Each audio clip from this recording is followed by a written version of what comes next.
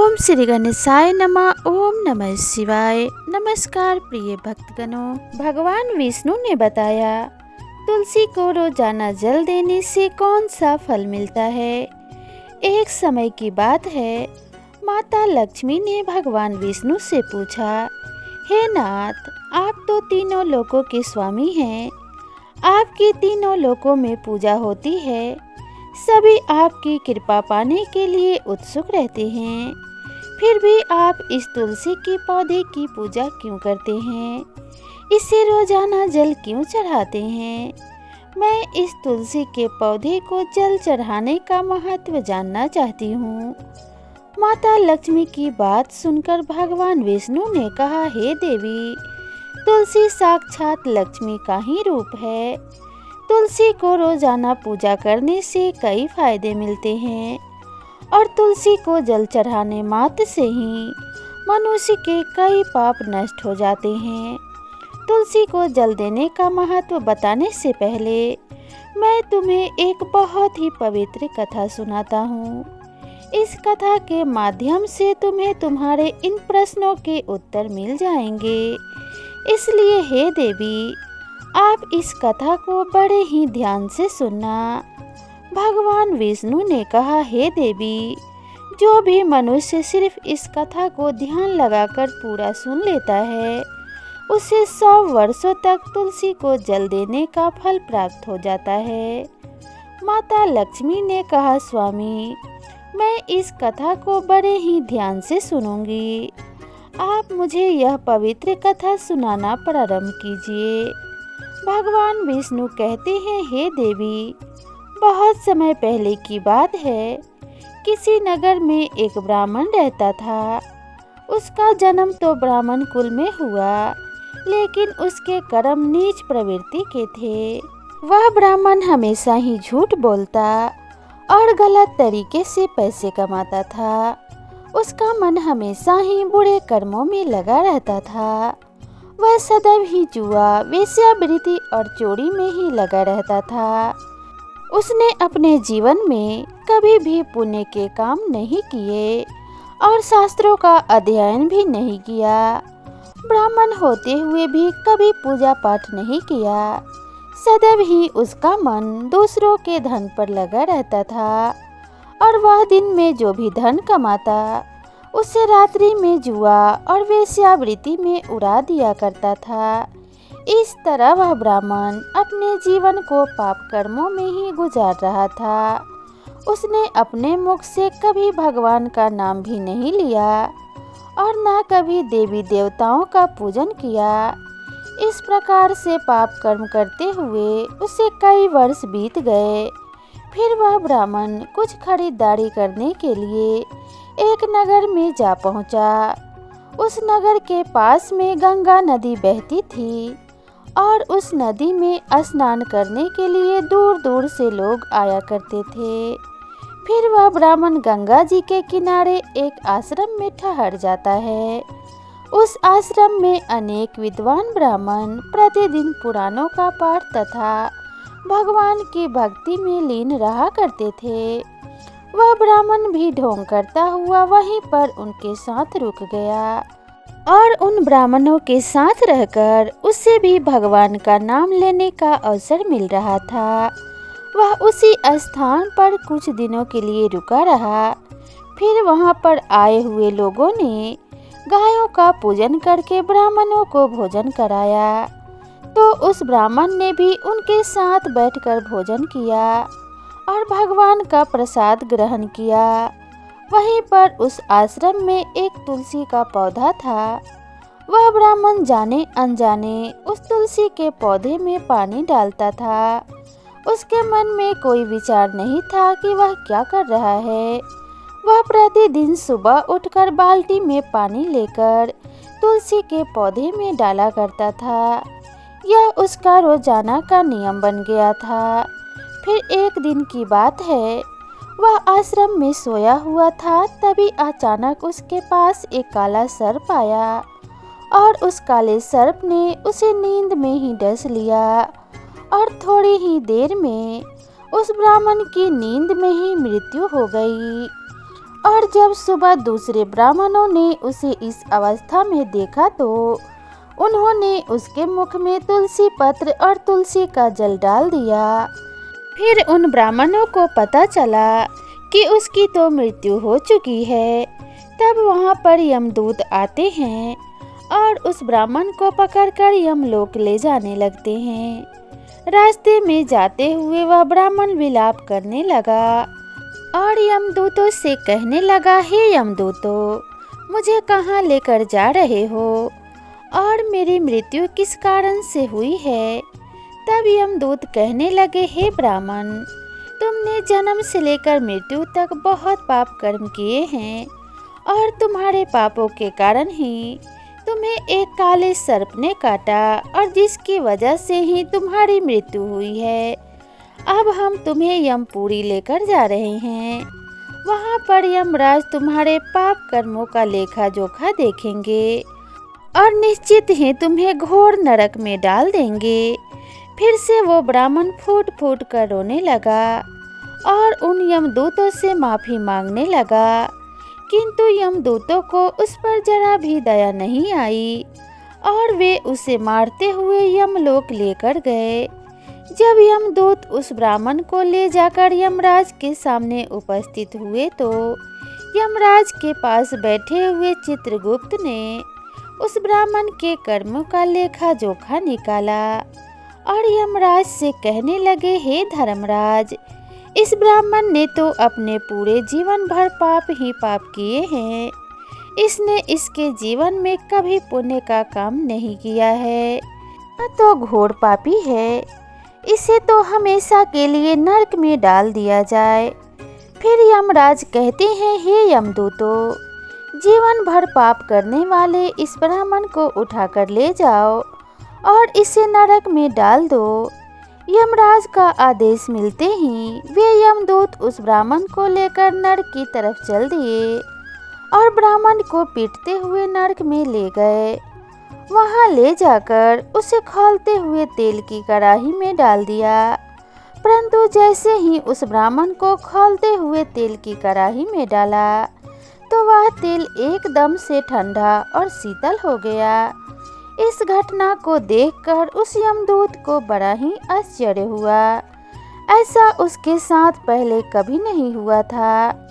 उस यमदूत ने कितने ही पापियों को उस तेल की कड़ाही में डाला था और वे सभी उस तेल में गिरकर छटपटाने लगते थे। लेकिन जैसे ही वह ब्राह्मण गरम तेल की कड़ाही में गिरा तो वह तेल अचानक से शांत और शीतल हो गया।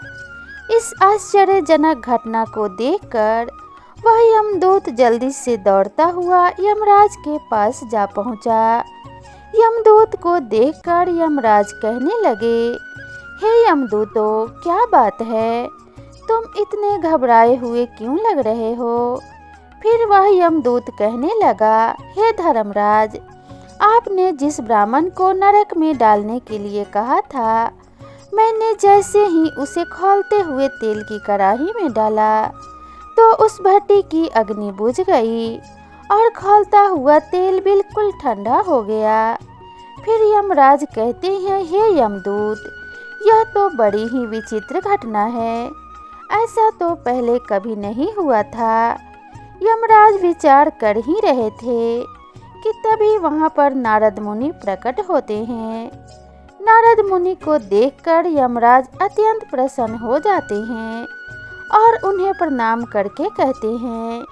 यमराज नारद मुनि का स्वागत करते हैं। फिर यमराज नारद मुनि से कहते हैं, मुनिवर, आप उचित समय पर आए हैं। हमने आज और अभी एक अत्यंत पापी ब्राह्मण को नरक में गिराया है, किंतु उसके गिरते ही नरक की अग्नि ठंडी पड़ गई और खौलता हुआ तेल भी शीतल हो गया। तब नारद मुनि ने यमराज से कहा, हे धर्मराज, आपने जिस ब्राह्मण को नरक में डाला है वह नरक में डालने योग्य नहीं है, क्योंकि उस ब्राह्मण के द्वारा अनजाने में ही ऐसा कर्म हुआ है जो नरक का नाश करने वाला है। जो मनुष्य पुण्य कर्म करने वाले लोगों की संगति करता है उसे उनके पुण्य कर्मों का भाग जरूर मिलता है।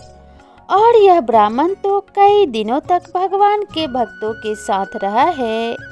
इस ब्राह्मण ने आश्रम में रहते हुए रोजाना तुलसी में जल डाला है, इसलिए यह ब्राह्मण बड़ा ही पुण्यात्मा बन गया है और इसके सारे पाप नष्ट हो गए हैं।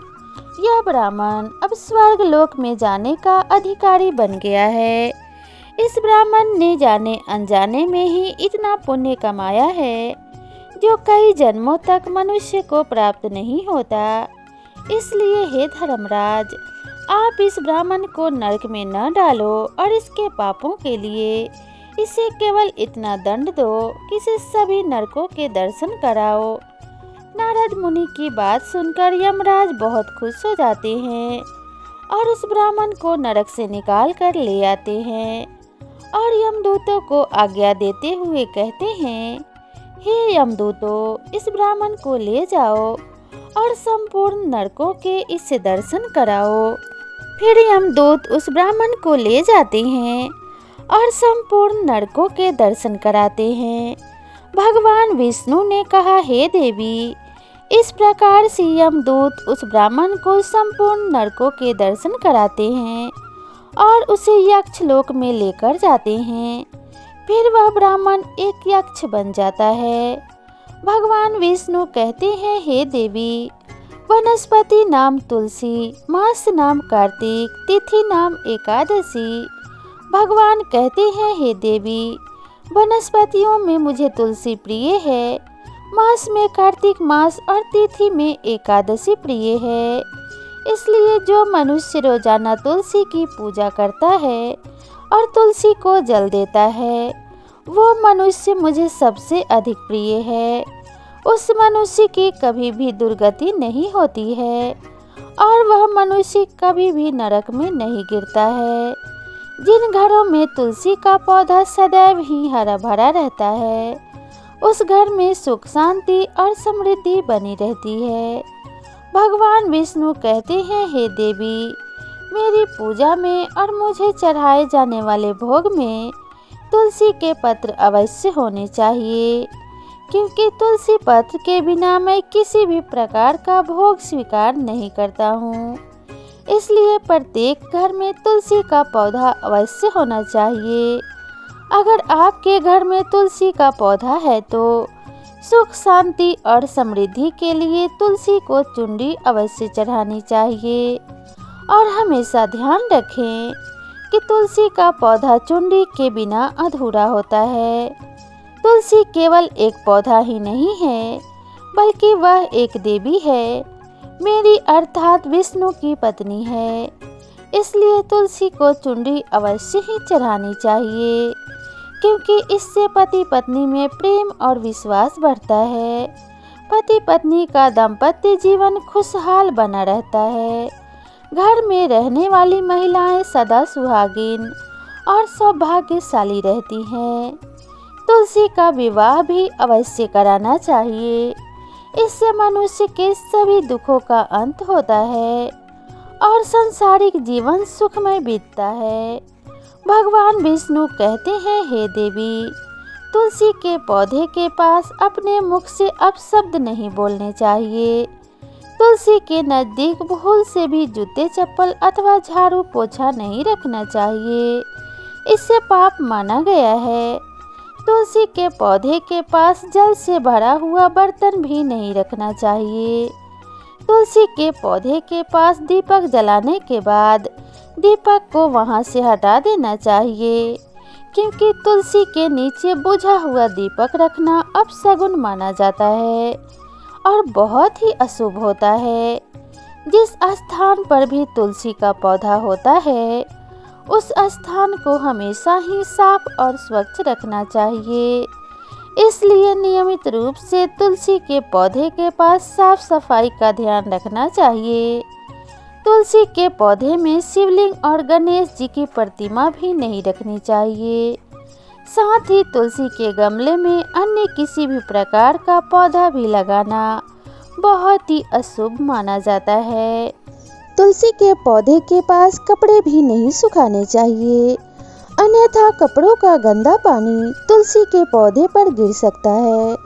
और हमेशा ध्यान रखना चाहिए कि तुलसी के पत्र को नाखून से नहीं तोड़ना चाहिए, इससे तुलसी का अपमान होता है। यदि तुलसी के पत्ते सूखकर गिर जाते हैं तो उन्हें कचरे में नहीं फेंकना चाहिए, क्योंकि वे पत्ते पैरों के नीचे आ जाते हैं, जो अच्छा नहीं होता है।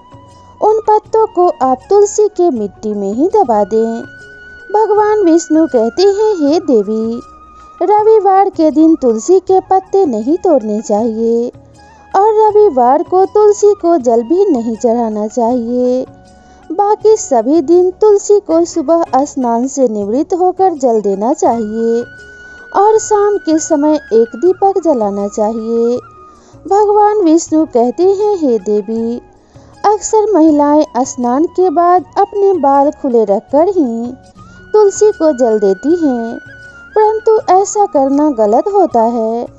महिलाओं को हमेशा ही अपने बाल बांधकर माथे पर सिंदूर बिंदी लगाकर ही तुलसी में जल देना चाहिए।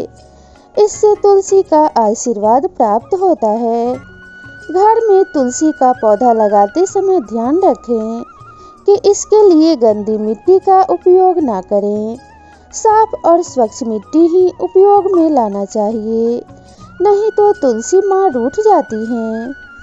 तुलसी के पौधे को कभी भी गंदे स्थान पर नहीं लगाना चाहिए, जैसे नाली अथवा बाथरूम के पास तुलसी के गमले को कभी नहीं रखना चाहिए, अन्यथा गंदा पानी तुलसी के पौधे में गिर सकता है, जो बहुत ही अशुभ माना गया है।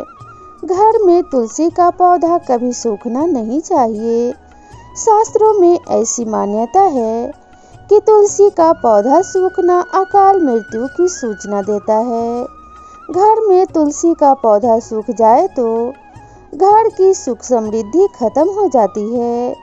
सूखी हुई तुलसी में माँ लक्ष्मी का वास नहीं होता है। भगवान विष्णु कहते हैं, शास्त्रों के अनुसार मासिक धर्म के दौरान महिलाओं को तुलसी के पौधे में पानी नहीं डालना चाहिए और तुलसी को स्पर्श करना भी वर्जित माना गया है। तुलसी को बिना स्नान किए जल नहीं देना चाहिए और पैरों में चप्पल आदि पहनकर भी तुलसी को जल नहीं देना चाहिए। तुलसी को जल देते समय ध्यान रखें कि वह जल आपके पैरों पर ना गिरे, इससे तुलसी का अपमान होता है। भगवान विष्णु कहते हैं, नित्य तुलसी के दर्शन से मनुष्य को स्वर्ग की प्राप्ति होती है और तुलसी पत्र के सेवन से उसके सभी पाप नष्ट हो जाते हैं। तुलसी का पौधा हमेशा घर के सामने लगाना चाहिए। इसे पूर्व अथवा उत्तर दिशा में लगाना सबसे अधिक शुभ होता है। तुलसी के पास मरुस्थलीय पौधा रखना बहुत ही अशुभ माना जाता है। ऐसे पौधे में नकारात्मक ऊर्जा निकलती है। शास्त्रों में कहा गया है, जिन पौधों में हरी भरी कलियों की उत्पत्ति ना हो, उसके स्थान पर कांटे निकलते हो, ऐसे पौधे तुलसी के पास कभी नहीं रखना चाहिए। शास्त्रों में केले के पौधे का विशेष महत्व बताया गया है। अगर तुलसी के पास केले का पौधा लगा देते हैं तो कई गुना अधिक लाभ प्राप्त होता है। भगवान विष्णु कहते हैं, केले के पौधे में देवी स्वयं मेरा वास होता है। इसे तुलसी के पास लगाने से घर में सुख समृद्धि आती है। तुलसी के पौधे में शालिग्राम भी अवश्य रखना चाहिए। तुलसी के गमले में शालिग्राम रखने से तुलसी का और भी अधिक शुभ प्रभाव देखने को मिलेगा। शालिग्राम मेरा ही रूप है। यह काले रंग का पत्थर होता है, जिसे विलक्षण और मूल्यवान माना गया है। इसे अगर तुलसी के गमले में रखेंगे तो आपके घर में तुलसी का और भी अधिक शुभ प्रभाव देखने को मिलेगा। इसे अगर तुलसी के गमले में रखेंगे तो आपके घर से संपूर्ण नकारात्मक ऊर्जा नष्ट हो जाएगी। घर में केवल एक ही शालिग्राम की पूजा करनी चाहिए। भगवान विष्णु कहते हैं, हे देवी, मेरी मूर्ति से कई गुना ज्यादा उत्तम शालिग्राम की पूजा करना होता है। शालिग्राम को चंदन लगाकर उस पर एक तुलसी पत्र रखना चाहिए। प्रतिदिन शालिग्राम को पंचामृत से स्नान कराना चाहिए। ऐसा करने से मनुष्य के सभी जन्मों के पाप नष्ट होते हैं। शालिग्राम सकारात्मक और सात्विकता का प्रतीक होता है। इस प्रकार भगवान विष्णु ने माता लक्ष्मी को तुलसी के पौधे में जल देने का महत्व बताया और घर में तुलसी के पौधे लगाने के सभी नियम बताए। तो आप सभी को यह वीडियो कैसी लगी कमेंट करके ज़रूर बताइएगा और इसी तरह की नई नई कथा और कहानी के लिए मेरे चैनल को जरूर सब्सक्राइब कीजिएगा। माता लक्ष्मी और भगवान विष्णु का आशीर्वाद सदैव आप सभी पर बना रहे, इसी कामना के साथ आपसे विदा लेते हैं। मिलते हैं नई वीडियो में नई जानकारी के साथ। तब तक के लिए राधे राधे।